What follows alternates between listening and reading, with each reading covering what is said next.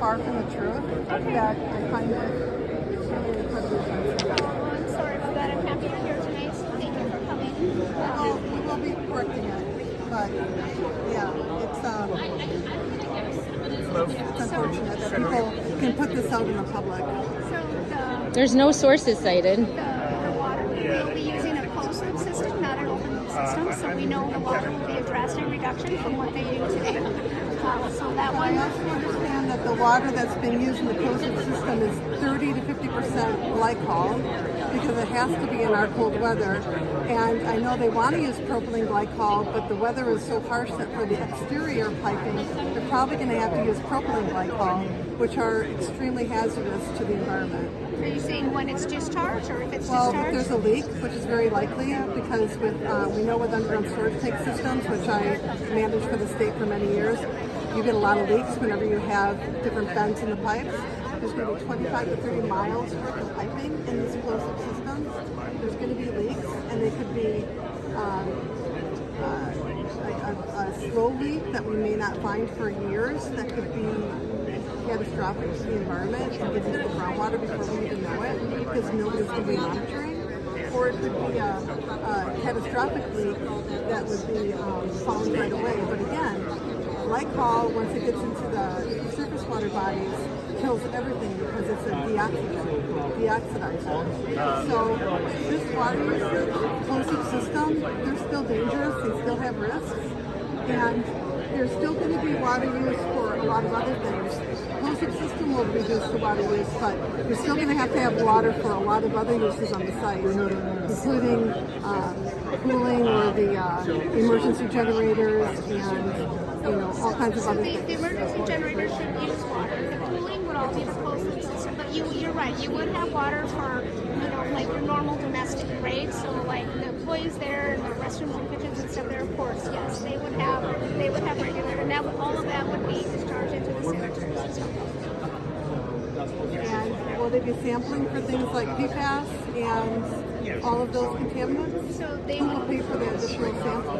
So are you saying once the system is charged, it should stay charged, right? Well, they have to eventually change over that water. And I think that's roughly about once every 10 years. So they would sample it, and they would absolutely sample it, test it, and then and they would work with the treatment facility if it's safe, and the treatment facility says yes. If they don't, they'll truck it off, and they will put it wherever they legally are allowed to do it with permits, of course. So who's responsible for the permits and the oversight of the water use and what goes down the storm sewer? So the user would be responsible for like in 10 years if you're in your example, when they're going to change it out, they of course would be responsible for working with the local treatment center, doing their appropriate tests, getting the appropriate permits, and following the laws that are allowed. I understand engineering-wise they designed it thinking it's going to be 10 years, but to my understanding there are no data centers that have been running for that long with a closed-loop system, so it's an estimate at this point in time, right? We don't know that. Yeah, regardless if it's 5 years, 6 years, 4 years, whatever the timing is, the protocol would be the same. They would test it. They have great questions, by the way. They would test it, and then if it's safe and approved to go down the sanitary system, it would. If it's not, they will truck it off and legally put it wherever they're permitted to do so, regardless of what the timing is. But okay, last question. What about monitoring for when there's releases, like for instance, there's going to be exhaust going into the air, and we know that lands on the roofs, and there's going to be precipitation, there's going to be water sitting on the rooftops for a long period of time because they're large roofs, and when they finally go down into the ground, they're going to be a lot more heavy and contaminants from the roof as well as emissions. That and other leaks can go into the groundwater and possibly end up in the lake. Who's monitoring that? Are there going to be monitoring wells? Who's going to be doing the monitoring? So you have great questions. We are very early on in the design, and I guarantee whatever we are legally required to do will be done. I know that there are a lot of agencies that would have jurisdiction over this, that would watch. We, of course, would work with air permitting. They would be testing. We would have to test everything that we are legally required to do in the course of the division.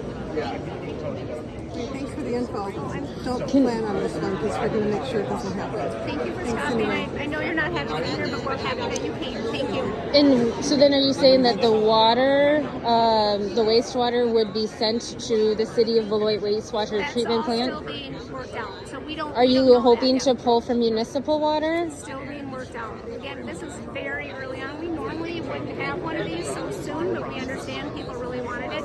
We're still working out a lot of those things. But in your hypothetical, is like you would test and you're counting on testing and sending it to the municipal water treatment facility? Again, we would. All of that needs to be worked out. All of that needs to be worked out. Okay. Because the DNR air and water permit, it doesn't mean anyone is safe.